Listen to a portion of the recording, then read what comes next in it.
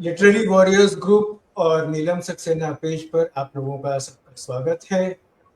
और इस बार एक अलग तरह का प्रोग्राम, नया प्रोग्राम हम लेकर आए हैं, जिसके अंदर हम हर बार तो आप कविता सुनते हैं, इस बार हम कहानियां लेकर आए हैं।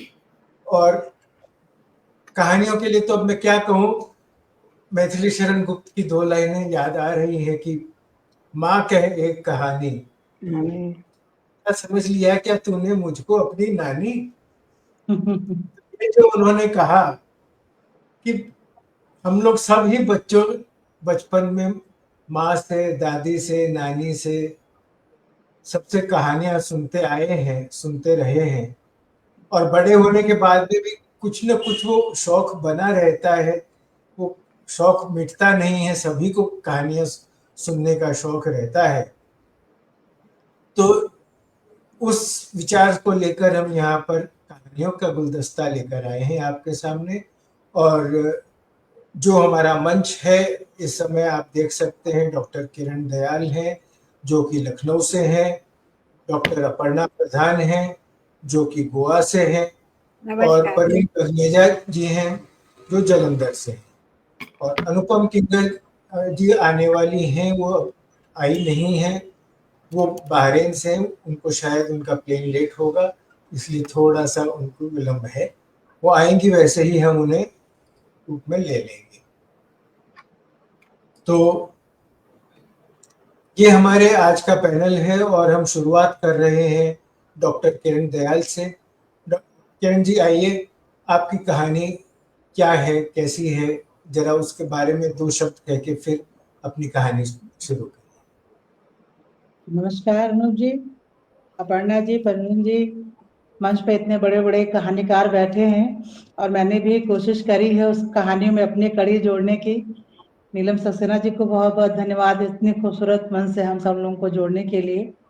और मेरी जो कहानी है, मैंने जैसे आजकल ज्योतिष के ऊपर कहा जाता है कि ज्योतिष है क्या, बच्चे समझते भी हैं नहीं समझते हैं क्या है, उसको बताने की कोशिश करी है कहानी के माध्यम से।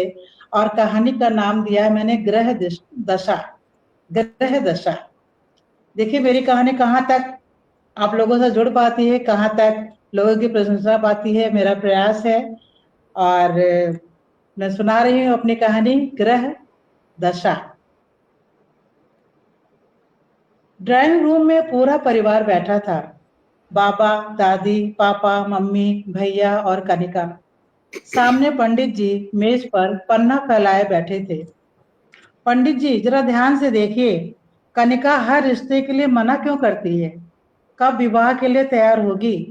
परेशान माँ ने पंडित जी से पूछा था। माँ, मुझे विवाह करना है, ये पंडित जी कैसे बता सकते हैं? कनिका बेटी शांत रहो, पंडित जी बोले। ये ग्रह दशा कोई मजाक नहीं है, पूरी की पूरी गणित है।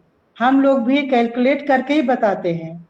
कभी कभी हमसे भी कैलकुलेशन में गलती हो जाती है, बस जन्म पत्रिका सही होनी चाहिए। लेकिन पंडित जी, बड़े बड़े ज्योतिषी थे राजा दशरथ के दरबार में, फिर भी कोई नहीं बता पाया था कि राम का राज्याभिषेक नहीं हो पाएगा। क्यों? कनिका पूछ बैठी। तुम्हारी बात बिल्कुल सही है बेटा। राजा दशरथ को उनके दरबार के ज्योतिषियों ने कहा था, जो पांचहु मत मानव नीका, करहु हर्ष हिय रामय टीका।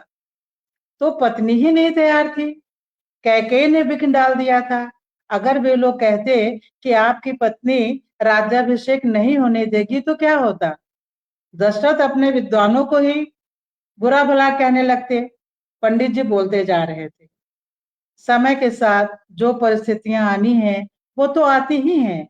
कोई मरने वाला हो और उससे कह दो कल तुम्हारी मृत्यु है, तो वो बेचारा तो आज का बचा जीवन भी भय में ही काटेगा। तो ऐसी बातें विद्वान ज्योतिषी कभी नहीं कहते जो पीड़ा का कारण बन जाए। फिर बेटा, बीमारी में लोग डॉक्टर के पास जाते हैं, एक ही दवा देने से कुछ जीवित रहते हैं तो कुछ मर जाते हैं। कोरोना में तुमने देखा ही, कितने लोग मृत्यु को प्राप्त हुए, लेकिन कितने लोग बचे भी। बस यहीं पर हम ग्रह दशा, ग्रहों की चाल कहकर अपने मन को संतोष देते हैं। पाठशाला में पढ़ाने वाला एक होता है, समझने वाले 30 होते हैं, समझते 20 हैं, प्रश्न पत्र अच्छा लिखते 10 हैं और सर्वश्रेष्ठ नंबर कोई एक लाता है। बिल्कुल यही है ग्रहों की चाल। लेकिन ग्रहों के साथ साथ कर्म का महत्व बहुत है। कर्म से हम अपने भाग्य को बदल देते हैं। कभी कभी लोग ये भी उपहास में कहते हैं, खाना रखा है, क्या अपने आप मुंह में आ जाएगा? कैसे जाएगा? 2 हाथ भी तो भगवान ने दिए हैं। कर्म करो, खाना मुंह में जाएगा ही। अब क्या तुम ये चाहते हो कि फूड पाइप लगा हो, बिस्तर पे पड़े हो, बीमारी की स्थिति में खाना मिलता रहे? जब जो होना है होता है पंडित जी। तो ये पूजा पाठ, रत्न पहनना, ये सब क्या है? कनिका ने फिर प्रश्न दागा। कनिका शांत रहो, दादी बोली। नहीं नहीं माँ जी, बोलने दीजिए इसे। पंडित जी बोले, नई जनरेशन को भारतीय ज्योतिष का गूढ़ तत्व पता होना ही चाहिए। ये कोई हंसी खेल नहीं है, उपहास का कोई ठोस आधार भी तो हो। आर्यभट्ट, वराह मिहिर, लल्लाचार्य, भास्कराचार्य, पृथुयश, कल्याण वर्मा, ये सभी ज्योतिष के आचार्य थे। हमारे देश के ज्योतिष ज्ञान का सभी लोहा मानते हैं। बस जरूरत है सही ज्ञान की। ग्रहों का प्रभाव संपूर्ण पृथ्वी पर पड़ता है, किसी एक मनुष्य पर नहीं। बस जिसकी प्रतिरोधक क्षमता अच्छी होती है उस पर प्रभाव कम पड़ता है। एक उदाहरण और बता दूं, ग्रहों की चाल तो चलती रहती है। जैसे बारिश में कुछ लोग छाता लगाते हैं, तो कुछ लोग रेनकोट पहनते हैं, तो कुछ ऐसे ही भीग जाते हैं। बारिश तो एक ही है बेटा, उसका प्रभाव किस पर कितना पड़ रहा होगा तुम समझ ही गई होगी। पंडित जी ये सब छोड़िए, मुख्य मुद्दे पर आइए। पापा बोले, इसका विवाह कब होगा? विवाह तो निश्चित है जजमान, बस घोषणा होने वाली है। कनिका सब पका गई। सब उसके चेहरे की ओर देख रहे थे। पंडित जी मुस्कुरा के बोले, क्यों बेटा, अंतर जाति विवाह करना चाहती हो? अब चौंकने की बारी कनिका की थी। जी जी, नहीं, हाँ वो मैं बताने वाली थी। बाबा थोड़ा नाराज होकर बोले, जब तूने लड़का पसंद ही कर लिया है तो फिर माँ बाप को बता क्यों नहीं देती? क्यों परेशान कर रही है? पंडित जी बोले, कनिका पंजाबी लड़के से विवाह करेगी। लड़का बिजनेसमैन होना चाहिए, नाम का अक्षर ए से होना चाहिए। लड़के के पिता की हानि दिखाई दे रही है, विवाह अच्छा रहेगा। ड्राइंग रूम में सन्नाटा छा गया। केवल पंखा चलने की आवाज आ रही थी। सबकी आंखें कनिका पर गड़ी थी और कनिका ग्रहों की चाल के बारे में सोच रही थी। फलित ज्योतिष के ज्ञाता पंडित जी ने उसका पूरा चिट्ठा सबके सामने रख दिया था। चाय आ गई थी। पंडित जी को चाय दी गई। पंडित जी जाने को तैयार थे। Pandit ji, I am very sorry, Kanika बोली। किस बात के लिए? पंडित जी पूछने लगे। मैं बराबर पंडितों के ज्ञान का उपहास कर रही थी, पर आप जरा भी नाराज नहीं हुए। अरे बेटा, बच्चे तो चंद्रमा को मामा कहते हैं, खिलौना समझकर मांगते भी हैं। जब माँ बाप तब माँ बाप ये नहीं कहते तुम बेवकूफ हो, चंद्रमा ग्रह है, मामा या खिलौना नहीं है, ये मत मांगो। बल्कि इसके स्थान पर वो भी चंदा मामा आ जाओ ही कहते हैं। क्यों? समय के साथ साथ समझ बढ़ जाती है ना। तुम्हें और तुम्हारे जैसे बहुत से लोग हैं जो ग्रह दशा के बारे में जानते नहीं है या अल्प ज्ञान रखते हैं। जो जानता है वह वही तो बताएगा। बेटा, ज्योतिष एक विज्ञान है, एक विषय है। इसे जो समझना चाहता है वो पढ़ता है, सीखता है। ज्यादातर लोग तुम्हारी तरह ही होते हैं। ग्रहों से कोई भूल नहीं होती। ये सब अपने हिसाब से चलते हैं और संपूर्ण जगत पे अपना प्रभाव डालते रहते हैं। अच्छा, राम राम कहकर पंडित जी सबसे विदा लेकर चले गए। सब उनके चरण स्पर्श कर बाहर तक छोड़ने गए। दादी ने आते ही कनिका के कान खींचे। क्यों, बहुत बड़ी हो गई है ना? हम लोगों को तूने कुछ नहीं बताया। ये पंडित जी क्या कह गए हैं? सही कह गए दादी जी, कहकर कनिका ने दादी के आंचल में मुंह छिपा लिया।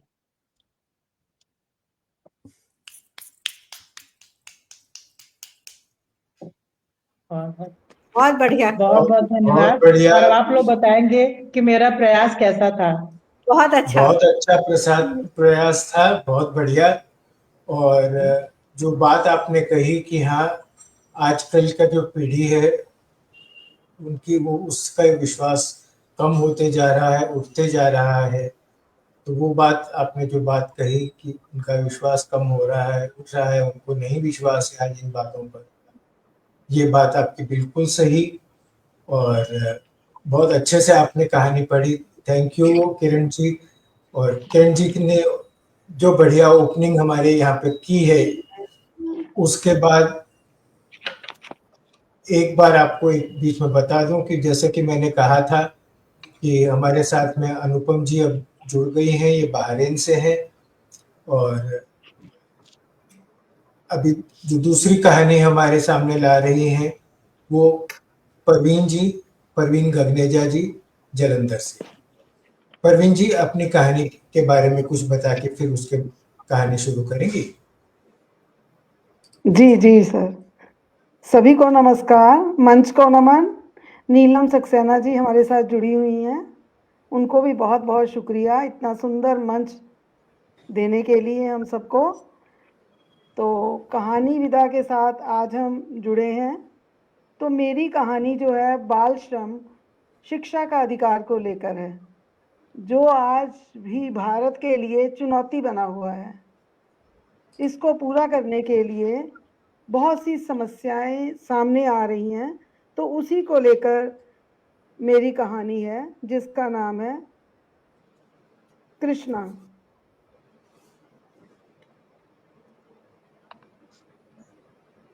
भाग दौड़ भरी जिंदगी चल रही है, जमाना जो बदल गया है। पहले से लोग कहाँ, वक्त कहाँ, संस्कार कहाँ। धीरे धीरे सब बदलता जा रहा है। इसी सोच उधेड़बुन में सुबह की सैर के लिए निकली थी। आज गर्मी कुछ कम है, हल्के बादल आकाश में चितराए हुए हैं। वैसे भी शरद ऋतु प्रारंभ हो चुकी है, अब पहले की तपिश नहीं है। आज काफी अच्छा अनुभव हो रहा था। पास में एक मंदिर है, वहां से भी घंटियों आरती की मधुर आवाज आ रही थी। तभी अचानक मेरी नजर कागज टटोलते छोटे से बच्चे पर पड़ी, जो अक्सर मुझे सुबह सवेरे दिखाई दे जाया करता था। उसका मैला कुचैला बोरा कंधे पर टंगा था। मैंने उसे प्यार से अपने पास बुलाया। क्या नाम है तुम्हारा बेटा? वह अचकचाकर मेरी ओर देखने लगा। मेरा नाम जानकर क्या करोगे? कोई छोटू, कोई भोलू, कोई अबे और कोई गधे ही बोल देता है। मैं सकपका उठी। उसके सवालों का कोई उत्तर मेरे पास नहीं था। माँ बाप ने तो कोई नाम रखा होगा, मैंने पूछा। हाँ, माँ मुझे प्यार से कृष्णा कहती है। उसने कहा, बड़ा प्यारा नाम है। तुम जानते हो ये तो भगवान का भी नाम है। मैंने उसे कहा। वह धीरे से मुस्कुरा दिया। पता नहीं, उसके स्वर में दर्द और टीस का भाव एक साथ दिखाई दे रहा था। मैंने उसे पुचकारते हुए कहा, तुम स्कूल जाना चाहते हो तो मैं तुम्हारी सारी शिक्षा का खर्च उठाने को तैयार हूँ। उसने कातर स्वर में कहा, घर में बीमार माँ है, पिता शराबी है, छोटी बहन दूसरे के खेत में काम करती है। ऐसे में मैं कैसे स्कूल जा सकता हूँ? मैंने उसे समझाने की बहुत चेष्टा की, पर सब नाकाम। उसने जाते जाते कहा, इस छोटे से जीवन में ही मुझे सब शिक्षा मिल गई है। मुझे इस औपचारिक शिक्षा की ज़रूरत नहीं है जो आप स्कूल के नाम पर देना चाहते हैं। वह धीरे धीरे चल पड़ा। मैं उसे जाते हुए देख रही थी। धीरे से मैंने आंखों की कोर से टपक रहे आंसुओं को पोंछा और धीमी गति से चल पड़ी, अपने घर की ओर सोचते और विचार करते हुए, निशब्द, मौन, असहाय। धन्यवाद। बहुत बढ़िया, बहुत बढ़िया। बहुत बढ़िया। बहुत बहुत बढ़िया परवीन जी। और ये आजकल की सच में वास्तविकता है, ये सच्चाई है आज के जीवन की कि हमें हम उनका बचपन छीन रहे हैं और उसका हमारे पास कोई इलाज भी नहीं है। दोनों बातें आपने जो बात बिल्कुल सही बातें कही। और हमारे साथ में आप देख रहे हैं इस समय जो हमारे कहानियों का गुलदस्ता है आज। उसमें नीलम सक्सेना खुद जुड़ी हुई है, गायत्री जोशी जुड़ी हैं, सरिता त्रिपाठी आई हैं, निवेदिता रॉय भी जुड़ी हुई हैं बहरीन से। और अगली कहानी पेश करने के लिए मैं बहरीन से ही अनुपम जी को आमंत्रित करता हूँ। अनुपम जी, मंच आपका संभालिए। आपको मेरी आवाज स्पष्ट आ रही है? जी बिल्कुल स्पष्ट आ रही है। जी, धन्यवाद। बस पूछना चाहती थी। तो सबसे पहले तो माँ शारदे को नमन, मंच को नमन, नीलम जी को बहुत बहुत प्रणाम, और अनूप जी, आपका संचालन सदा की तरह बहुत ही सौम्य और मंजा हुआ है। कहानियां जीवन का एक दर्पण होती हैं, और जैसा कि अभी आपने कहा कि कहानी के विषय में कुछ बताइए, तो ये कहानी, इस कहानी का नाम ही मैंने सीमा का सपना रखा है। और आप देखिए अगर आप तक संदेश पहुंचे, क्योंकि ये जो मेरी कहानी है ये हर घर में घटती हुई मैंने देखी, कहीं कम कहीं ज्यादा। और प्राय ऐसा अनुभव हुआ कई बार कि जैसे मानो हमने इसे एक सत्य, एक यथार्थ के रूप में स्वीकार कर लिया है, अब कोई प्रश्न भी नहीं उठाता। तो प्रस्तुत करती हूँ कहानी सीमा का सपना।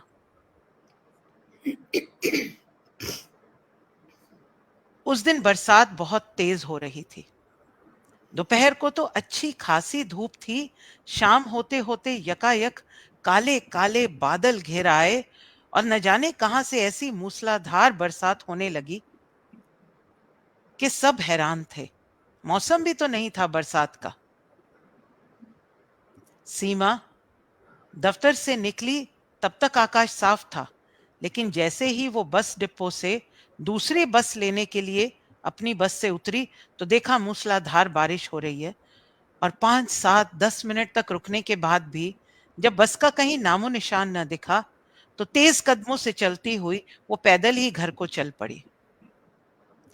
घर के दरवाजे पर पहुंची तो भीतर से आवाजें आ रही थी। ओह, आज फिर पापा के कुछ दोस्त आए हुए हैं। आपस में हंसी ठट्ठा मजाक चल रहा था।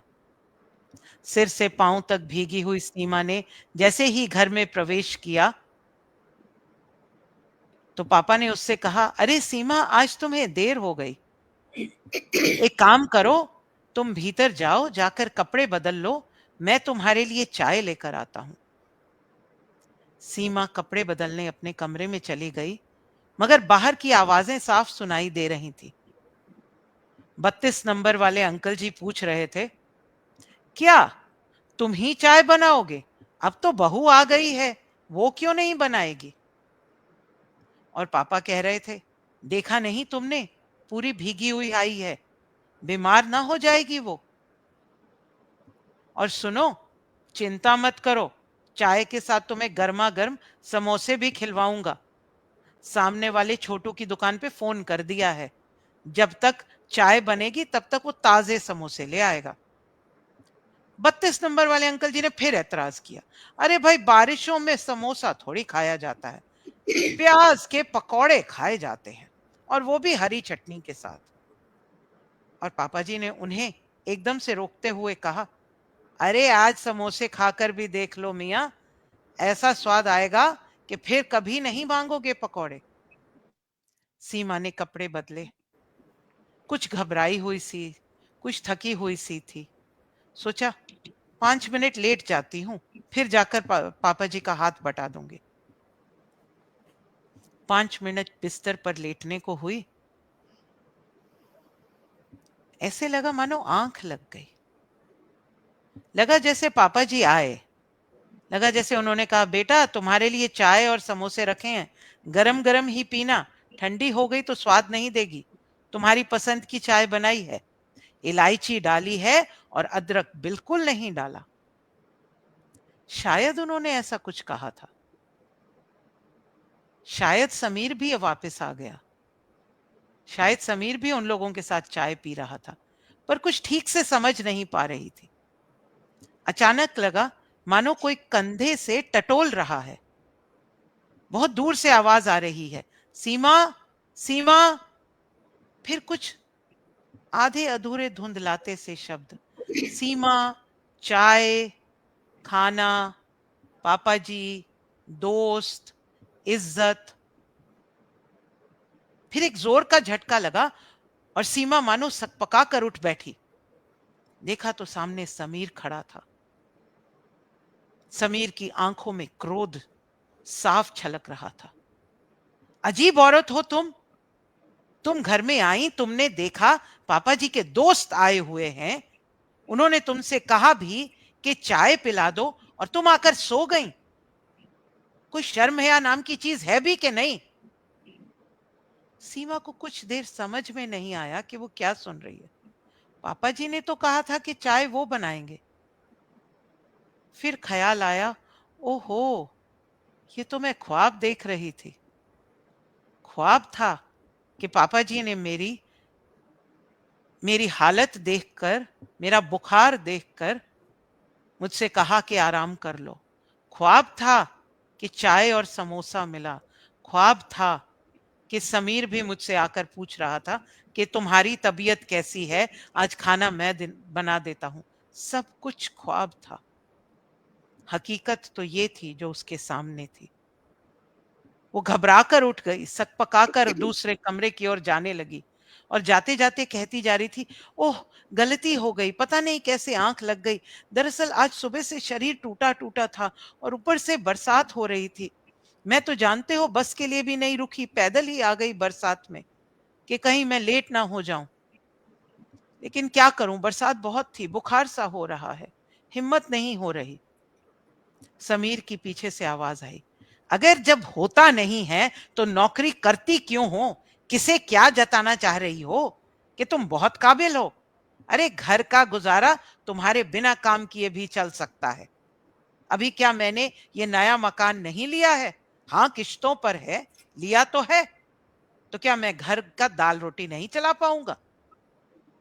अरे नहीं नहीं, मेरा वो मतलब नहीं था, मैं तो बस आपको बता रही थी कि क्या हुआ। कहती हुई, भागती हुई सीमा रसोई में चली गई। गुजरते हुए उसने सुना पापा जी 32 नंबर वाले अंकल से कह रहे थे, अरे भाई, आजकल की औरतें क्या है ना, नौकरी करने लगे तो उनके सर पर घमंड सवार हो जाता है। अब आप बताइए, हम उठकर चाय बनाएंगे क्या? देख लिया आप लोग आए हैं, चाय तो बननी चाहिए। अब देखिए, समोसे तो हमने मंगवा दिए और आपने खा भी लिए, चाय तो बनानी चाहिए थी ना इसको। सीमा ने कुछ नहीं कहा। वो रसोई घर में गई और फटाफट चाय का भगोना गैस पर चढ़ा दिया और साथ ही साथ रात के खाने के लिए दाल धोने लगी।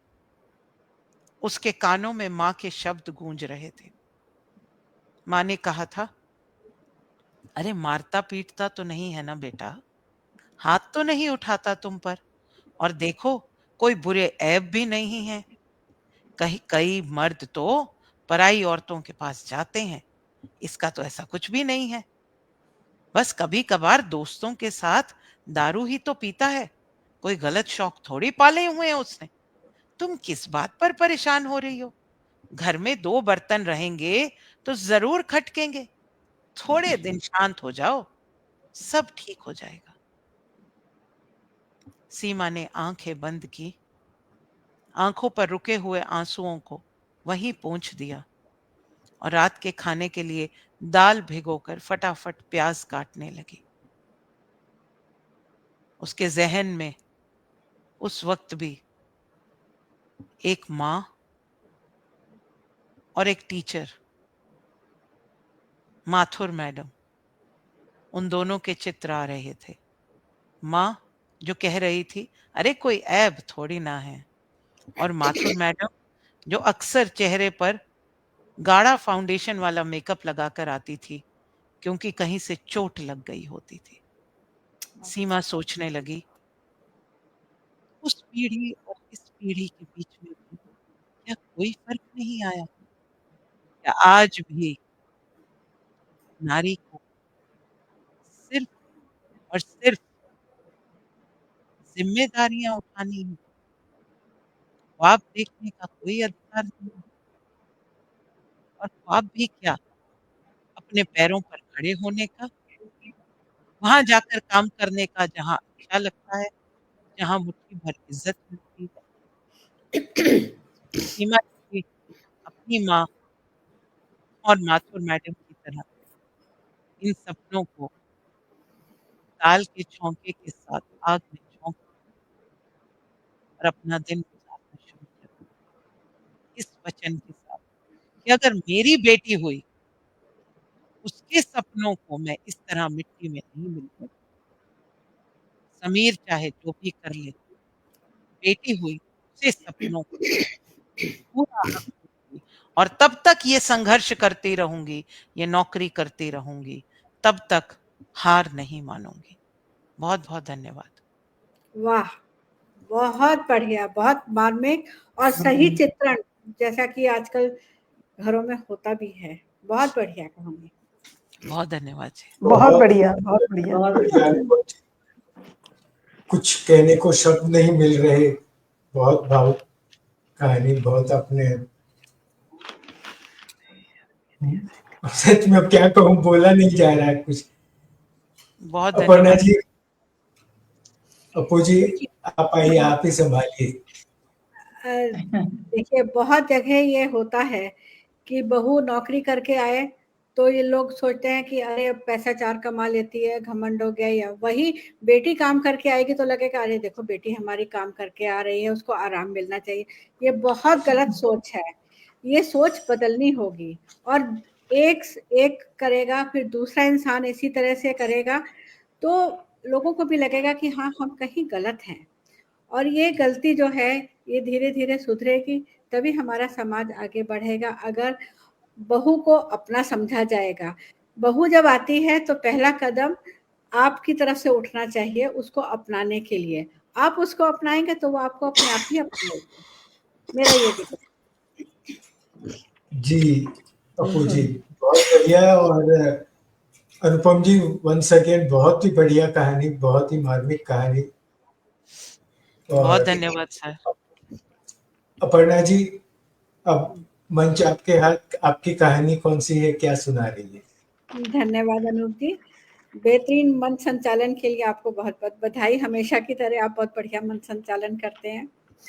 और इस पेज पर हम लोग अक्सर आते हैं, कहानियाँ सुनाते हैं। इसके लिए नीलम का, लिटरेरी वॉरियर ग्रुप का बहुत-बहुत धन्यवाद। मेरी जो कहानी है वो भी आज के समाज का एक दर्पण है, जहाँ पे लड़का-लड़की में आज भी फ़र्क माना जाता है। गाँव में तो ये होता ही था, शहरों में भी होता है। तो उसी को मद्देनज़र रखते हुए मैंने कहानी लिखी है, रिश्तों का गणित। हीरालाल, बधाई हो भाई, मिठाई खिलाओ। सुना है तुम्हारे घर लक्ष्मी ने जन्म लिया है। मास्टर सिद्धेश्वर प्रसाद ने खुश होकर कहा। मास्टर जी गांव के डिग्री कॉलेज में हेडमास्टर थे। काहे की बधाई, अरे लड़की हुई है, बेटा होता तो पूरे गांव में मिठाई बांटता। हीरालाल, ये सोच बहुत गलत। बेटी और बेटे में क्या फर्क है? बेटी तो बहुत भाग्यशाली होती है और आजकल हर क्षेत्र में आगे बढ़कर माँ-बाप और परिवार का नाम रोशन करती है। मास्टर जी, आप नहीं ये समझेंगे। बेटा आखिर बेटा ही होता है, बुढ़ापे का सहारा होता है और वंश आगे बढ़ाता है। हीरालाल, आज तुम्हें मेरी बात समझ में नहीं आ रही है। एक दिन तुम्हें अपनी इस सोच पर बहुत अफसोस होगा और इसी बेटी पर नाज होगा। मैं अपनी लिखी चंद पंक्तियां तुम्हें सुनाता हूँ। बेटियां अमूल्य धरोहर हैं, खुला आसमान दिखाकर हौसले की उड़ान भरवाओ। बेटा मुखाग्नि देगा, बुढ़ापे का सहारा बनेगा।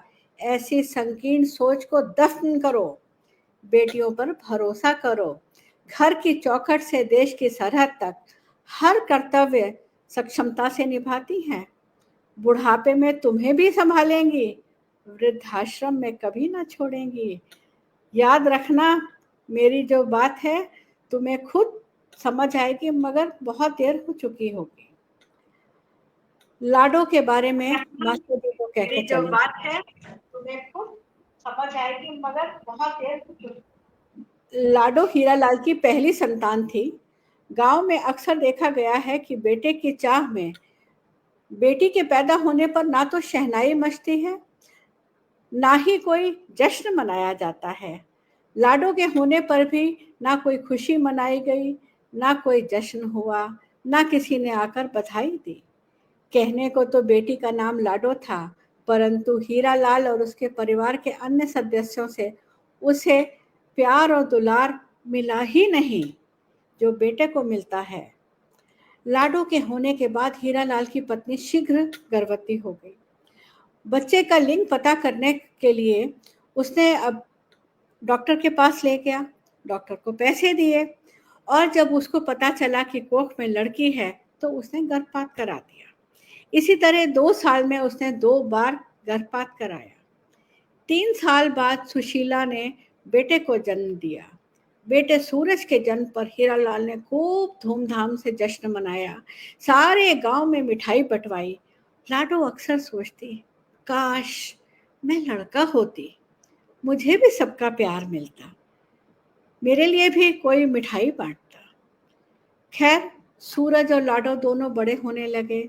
सूरज को पढ़ने के लिए दिल्ली भेज दिया गया। पढ़ाई खत्म होने के बाद सूरज ने दिल्ली में हीरालाल से पैसे लेकर एक फैक्ट्री डाली। हीरालाल चाहता था कि बेटा गांव में आकर उसका हाथ बटाए, लेकिन सूरज ने गांव में आने रहने से मना कर दिया। अभी हीरालाल इस झटके से उभर भी नहीं पाए थे। एक दिन सूरज कोर्ट में शादी करके अपनी पत्नी के साथ हीरालाल के गांव गया आशीर्वाद लेने के लिए। अनमने मन से हीरालाल और उसकी पत्नी ने आशीर्वाद दे दिया। लाडो ने पढ़ाई खत्म करके गांव में एक कपड़े की फैक्ट्री में नौकरी कर ली। हीरालाल लड़कियों की नौकरी करने के सख्त खिलाफ थे, लेकिन मास्टर सिद्धेश्वरी के समझाने पर हीरालाल ने लाडो को नौकरी करने की आज्ञा दे दी। लाडो की मेहनत और नई विचारधारा से धीरे धीरे फैक्ट्री सारे देश में मशहूर होने लगी। फैक्ट्री के मालिक ने लाडो को मैनेजर बना दिया। समय अपनी गति से चल रहा था। सूरज का शादी के बाद गांव आना बहुत कम हो गया। लाडो अपने पिता और माँ का बहुत ख्याल रखती। सुबह उठकर फैक्ट्री जाने से पहले माँ के घर के कामकाज में हाथ बटाती। हीरालाल मन ही मन बेटी से खुश था, लेकिन उसने अपनी खुशी का इजहार कभी लाडो या सुशीला से कभी करा ही नहीं, ना ही कभी उसने अपनेपन से लाडो को गले लगाया। बेचारी लाडो तरसती रही अपने पिता के गले लगने के लिए। सूरज करीब 6 महीने से गांव नहीं आया था, तो हीरालाल ने सुशीला से कहा कि चलो सूरज को देखे, बहुत दिन हो गए हैं, हम लोग दिल्ली चलकर सूरज से मिल आते हैं। इसी बहाने कुछ दिन उसके साथ भी रह लेंगे। अगले दिन हीरालाल अपनी पत्नी के साथ सूरज से मिलने दिल्ली के लिए निकल पड़े। अभी गांव से कुछ दूर ही निकले थे कि एक ट्रक ने पीछे से हीरालाल की गाड़ी को टक्कर मारी। ट्रक की ब्रेक खराब होने की वजह से एक्सीडेंट हुआ। हीरालाल और उसकी पत्नी बुरी तरह घायल हो गए। दुर्घटना के थोड़ी देर बाद सुशीला की मृत्यु हो गई। गांव में जैसे ही ये समाचार पहुंचा, लाडो फैक्ट्री के मालिक के साथ घटनास्थल पर पहुंची। हीरालाल को अस्पताल में भर्ती कराया और मां का अंतिम संस्कार भी उसी ने करा। सूरज खबर मिलने पर भी गांव नहीं आया। कार दुर्घटना में गहरी चोट के कारण हीरालाल को 1 महीने के बाद होश आया। हीरालाल की बूढ़ी आंखें अपनी पत्नी और अपने जिगर के टुकड़े सूरज को ढूंढने लगी। हीरालाल की नाजुक हालत देखकर डॉक्टर ने सुशीला की मौत के बारे में हीरालाल को बताने से मना किया। लाडो ने कहा, बाबूजी, माँ को थोड़ी सी चोट आई थी, लेकिन चिंता की कोई बात नहीं है, वो घर पर आराम कर रही हैं। और बेटी सूरज कहाँ है? वो तो मेरी हालत देखकर परेशान ही हो गया होगा, उसे मेरे पास बुलाओ। लाडो ने सिर्फ इतना कहा, जी पिताजी, और कहकर कमरे से बाहर चली गई। उसके बाहर जाने के बाद नर्स ने हीरालाल से कहा, आपकी बेटी लाडो पिछले 1 महीने से दिन रात आपकी सेवा कर रही है। जब आप सो जाते थे तो भगवान से आपके शीघ्र स्वस्थ होने के लिए प्रार्थना करती थी। आप बहुत भाग्यशाली हैं जो आपके घर इतनी संस्कारी लड़की ने जन्म लिया। ये सुनकर हीरालाल की आंखों में आंसू आ गए। नर्स बोली, आपकी बेटी से पता चला कि आपके एक बेटा भी है, लेकिन वो तो एक बार भी नहीं आया। हीरालाल ने लाडो को बड़े प्यार से पास बुलाया, गले लगाकर बच्चों की तरह फपक फपक कर रोने लगा। लाडो, मुझे माफ कर दे, मैंने तेरा दिल बहुत दुखाया है। लड़कियों से बड़ी दौलत कोई भी नहीं होती है। पिताजी, मुझे आपसे कोई शिकायत नहीं है। आप रोना बंद करिए, जल्दी से स्वस्थ होकर घर चलते हैं। आप रोएंगे तो आप जल्दी से स्वस्थ नहीं हो पाएंगे। लाडो, क्या सूरज को मेरी हालत की खबर दी थी? जी पिताजी, एक्सीडेंट के बाद मैंने सूरज को फ़ोन किया था। वह ज़रूर आया होगा ना बेटा, लेकिन आकर चला क्यों गया? पिताजी, ना वो आया, ना ही उसने फ़ोन किया। 4-5 दिन बाद मैंने फ़ोन किया तो बोला मैं अभी मीटिंग में हूँ, थोड़ा व्यस्त हूँ, थोड़ी देर बाद फ़ोन पर बात करता हूँ, और पैसे रुपए चाहिए तो फ़िलहाल मेरा हाथ बहुत तंग है। मैंने सूरज से कहा, नहीं, मुझे पैसे की ज़रूरत नहीं है, मैंने पिताजी के इलाज के लिए रुपयों का इंतज़ाम कर लिया है।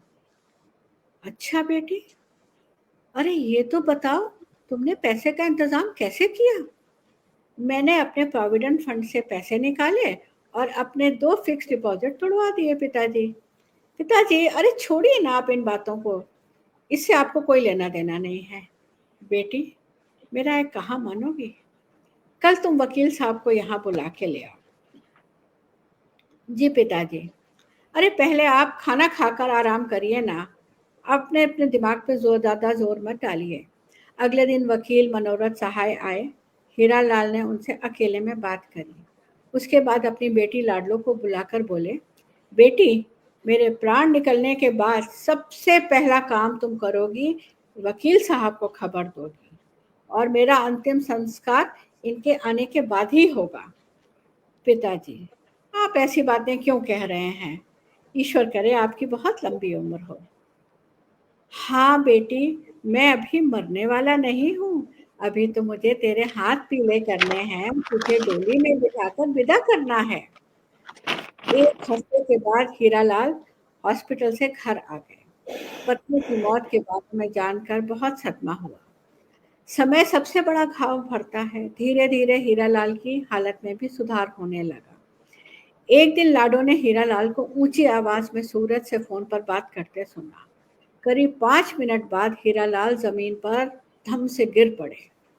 लाडो ने जल्दी से डॉक्टर को बुलाया। डॉक्टर ने इंजेक्शन लगाकर आराम करने को कहा, लेकिन वो शायद उनके जीवन की अंतिम रात थी। दुनिया से अलविदा लेते समय हीरालाल उन अजन्मी बेटियों से माफी मांगता रहा जिनको बेटे की चाहत में कोख में मार गिराया था। हीरालाल को रिश्तों का गणित बहुत देर से समझ आया। हीरालाल का पार्थिव शरीर घर के आंगन में पड़ा था। अपने जिगर के टुकड़े को देखने के लिए जीते जी जिस इंसान की आंखें पथरा गईं, आज उसकी आंखें बंद थीं। लेकिन मरने के बाद भी बेटे का इंतजार हो रहा था। लाडो ने उनकी इच्छा के अनुसार वकील साहब को बुलवा दिया।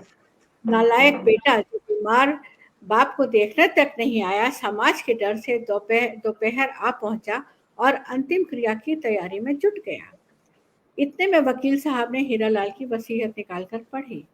हीरालाल ने साफ साफ लिखा था, मुझे मुख अग्नि मेरी बेटी लाडो देगी और मेरे बेटे सूरज को मेरा शरीर छूने भी नहीं दिया जाए।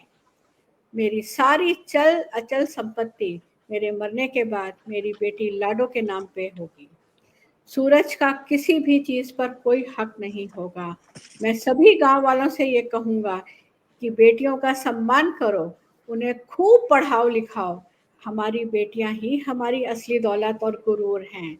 बेटियों को आंगन की चिड़िया कहते हो तो उड़ने के लिए उन्हें पंख भी दो। और अंत में उसने वसीयत में चंद लाइनें लिखी थी, बेटियां अमूल धरोहर हैं, खुला आसमान दिखाकर हौसले की उड़ान भरवाओ। बेटियों को चिड़िया कहते हो तो उड़ान के लिए पंख लगवाओ। बेटियां अमूल धरोहर हैं, पराए घर की अमानत मत समझो। बेटियों को विश्वास दिलाओ, मायका भी उनका अपना घर है। हर कदम पर उनका साथ निभाओ।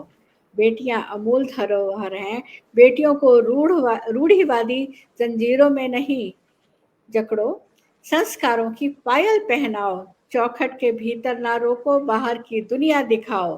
बेटियां अमूल धरोहर हैं, सिर पर परिवार का बोझ नहीं लादो। सफलता की राह पर चलाओ, दुनिया को जीतना सिखाओ। ये कहकर वकील साहब ने उनकी वसीयत बंद करी और उनका अंतिम संस्कार उनकी बेटी लाडो ने किया। धन्यवाद।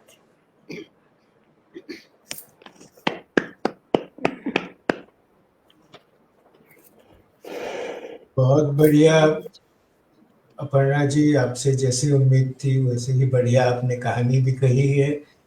और अब निशब्दता की बारी हमारी है अपर्णा जी, बहुत खूबसूरत थी। धन्यवाद। जी, बहुत सुंदर और बहुत बहुत बढ़िया। बढ़िया बहुत संदेश मार्मिक दिया। कहानी।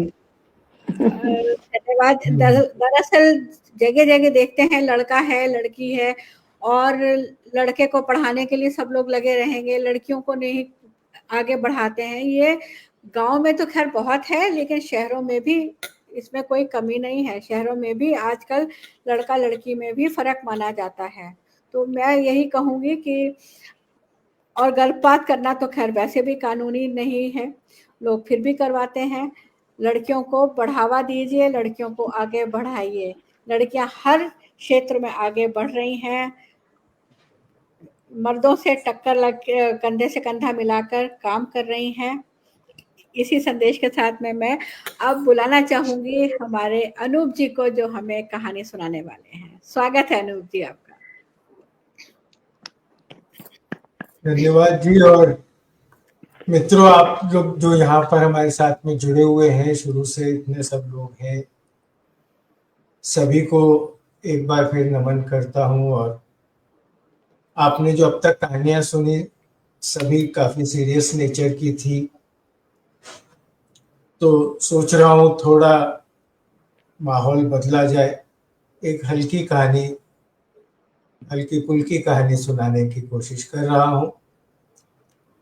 ये वैसे एक बात कथा है, बच्चों के लायक कहानी है, और ये हम सब में जो छुपा बच्चा है उसको, उसकी तरफ ये कहानी मैंने पेश करने की है। कुछ साल पहले लिखी थी, 2 साल पहले एक मैगजीन में भी छपी थी। तो कहानी का नाम है छिपा खजाना। बहुत साल पहले की बात है। एक गांव में एक गरीब आदमी रहता था। उसका नाम तो बुद्धिराम था, लेकिन उसमें बुद्धि बिल्कुल नहीं थी, इसलिए गांव वाले उसे बुद्धूराम बुलाया करते। एक बार बुद्धूराम जंगल से लकड़ी काटने गया तो उसने देखा कि 2 घुड़सवार बड़ी तेजी से घोड़े दौड़ाते हुए कहीं जा रहे। उनमें से एक के पास एक गठरी थी जो वहां गिर गई। घुड़सवार को उसे गिरने का पता भी नहीं चला। बुद्धूराम ने देखा तो उन्हें बताना चाहा, लेकिन इससे पहले कि वह उन्हें आवाज लगाता, वे दोनों बहुत आगे निकल गए। तो बुद्धूराम ने जाकर गठरी उठा ली और सोचा कि चलो खोलकर देखते हैं इसमें क्या है। खोला तो चौंकन्ना रह गया। अरे, इसमें तो बहुत सारे सोने के गहने हैं, ये तो कोई खजाना मालूम पड़ता है। खजाना देखकर गरीब बुद्धूराम का मन ललचाया। उसने सोचा, मैं इतने वर्षों से राम जी की पूजा कर रहा हूं, उनसे धन दौलत मांग रहा हूं, लगता है आज उन्होंने मेरी बात सुन ही ली, मुझे उन्हें प्रसाद चढ़ाना चाहिए। यह सोच बुद्धूराम ने मन में योजना बनाई, मैं घर जाकर गठरी को संभाल कर रख देता हूं और फिर तुरंत पहाड़ी वाले राम जी के मंदिर चला जाता हूं। रात को वहीं रुक जाऊंगा, सुबह होते ही राम जी को प्रसाद चढ़ाकर उनका धन्यवाद करूंगा, फिर घर आके उन गहनों को बेचकर सारी जिंदगी आराम से काटूंगा। उसने गठरी अपने कपड़ों में छिपा ली और आराम की जिंदगी के सपने देखता देखता घर पहुंचा। उसकी छोटी सी कच्ची झोंपड़ी में गठरी संभाल कर रखने लायक कुछ भी नहीं था, न तिजोरी, न अलमारी, न कोई संदूक। इसलिए उसने चूल्हे के पास जमीन में एक खड्डा खोदा और उसमें गठरी गाड़ दी। तभी उसके मन में विचार आया, अब तो मैं धनवान हो गया हूं, और धनवानों के घर तो चोरियां बहुत होती हैं। अगर मेरे घर में भी कोई चोर घुस आया तो उसे मेरा खजाना मिलना नहीं चाहिए। उसे गुमराह करने कुछ तो करना चाहिए। यह सोचकर उसने वहां लिख दिया, मैंने यहाँ कोई खजाना छिपाया नहीं है।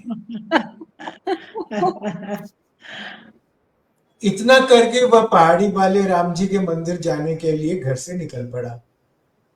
रास्ते में किसी गांव वाले ने उसे देखा और पूछा, अरे बुद्धूराम, क्या हुआ? इतनी जल्दी में कहाँ जा रहे हो?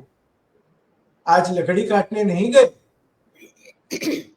बुद्धूराम ने सोचा कि मैं इसे खजाने की बात क्यों बताऊं, इसलिए उसने जवाब दिया, भाई, मुझे कोई खजाना वजाना नहीं मिला है, मैंने उसे घर में छिपाया भी नहीं है।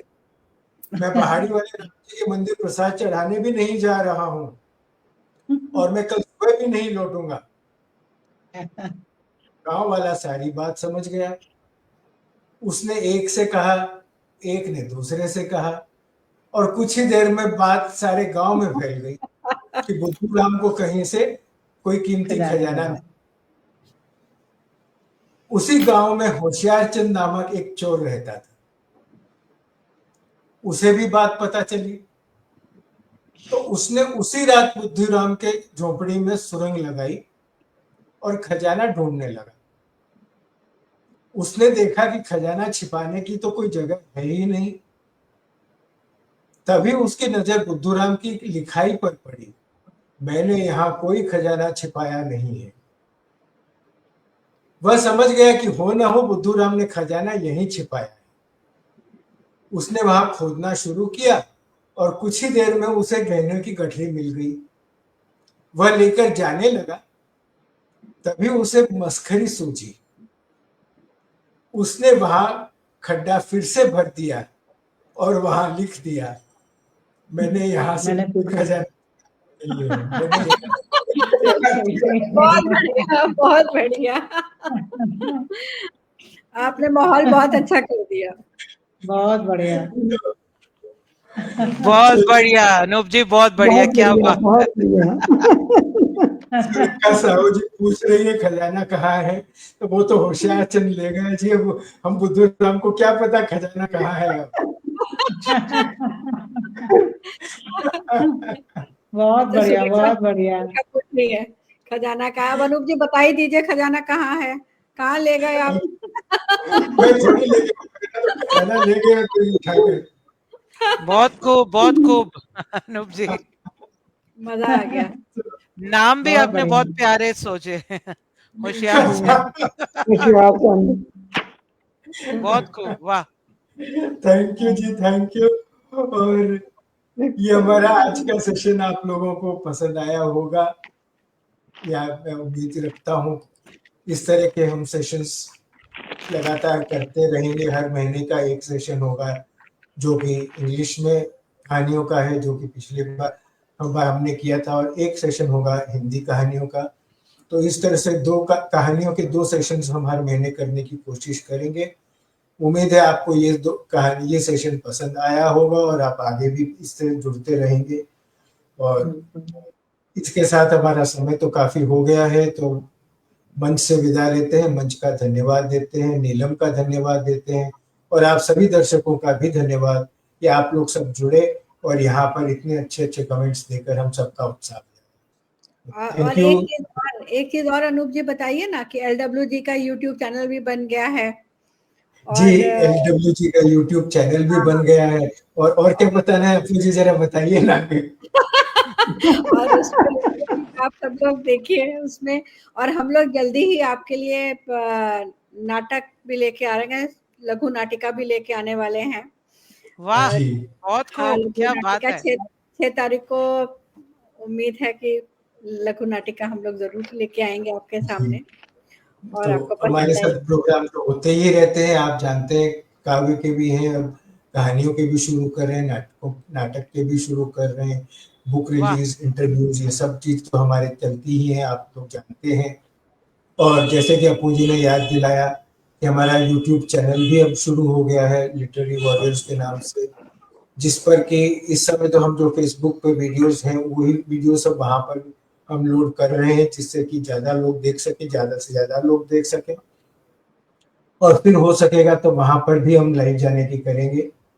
तो आप लोगों से सबसे आपको निमंत्रण है कि आप लोग भी हमारे यूट्यूब चैनल को भी देखें, उसे सब्सक्राइब करें और हमसे इसी तरह जुड़ते रहें, इसी तरह अपना प्यार बरकरार रखें। तो आज का प्रोग्राम हम इसी के साथ समाप्त करते हैं। सबका शुभ रात्रि। शुभ शब्बा रात्रि। बहुत बहुत शुभ धन्यवाद, रात्रि। शुभ रात्रि। बहुत बहुत धन्यवाद। धन्यवाद। शुभ रात्रि।